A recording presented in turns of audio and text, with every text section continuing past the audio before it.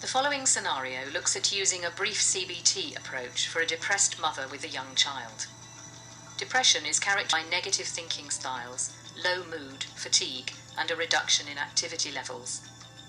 Notice how the GP uses the structured 5 areas of the cognitive behavioural model to identify the individual patient's specific negative thoughts about herself as a mother, as well as her key unhelpful behavioural changes. Later, she offers an empowering explanation for the patient's tiredness symptoms, which she calls depression tiredness. This helps to provide a rationale for increasing her activity levels. I know when we met a few weeks ago, you were quite keen to look at some ways to try and manage your depression, maybe without medication. Is that what brings you in today? Yes, I'd like that. Right, okay.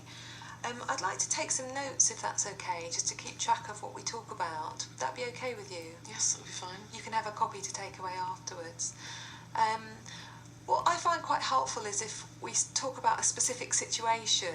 I wonder if you could just think of a time, maybe a recent time, when you felt particularly depressed and it affected you. Well, a few weeks ago I was due to meet up with some friends from antenatal classes. We used to meet up every week. But I felt so tired and low, I just couldn't go.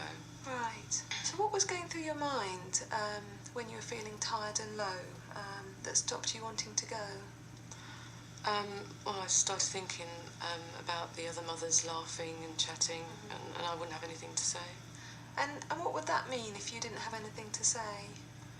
They'd probably think that I was boring. Why would they want me there if I was just going to make everyone else miserable? They sound like some really difficult thoughts to have. And how did it make you feel when you were thinking that? Really low. Right, okay. It's really understandable, I think, that you'd feel low if you're having quite self-critical, very negative thoughts, and that's quite common in depression to have those type of thoughts. Did it make you think anything about how they might see you, for example? Well, the other children always seem so happy. I started thinking maybe the other mothers do a better job than me. Right.